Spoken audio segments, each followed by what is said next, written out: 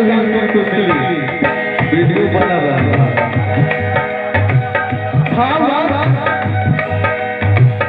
आसरा धरा के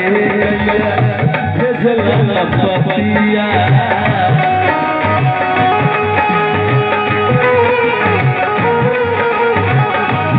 हमारे बीच में मीडिया बहुत अच्छे पत्रकार हमारे धनंजय भैया आए हुए हैं, उनका सम्मान है। मंच के माध्यम से भाव कहना आसरा के गइल भेजल पतिया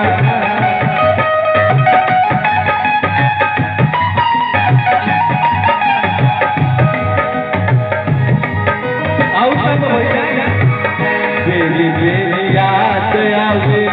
तोहरी सूरतिया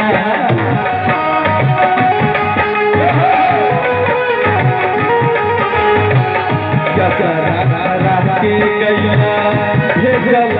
पतिया याद आवे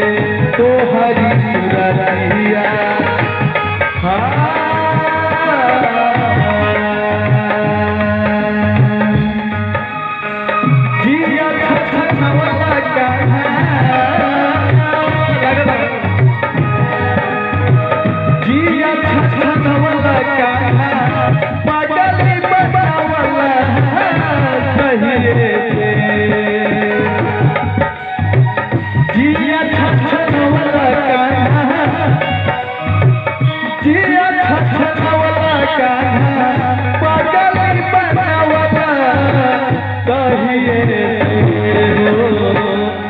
सुख भइले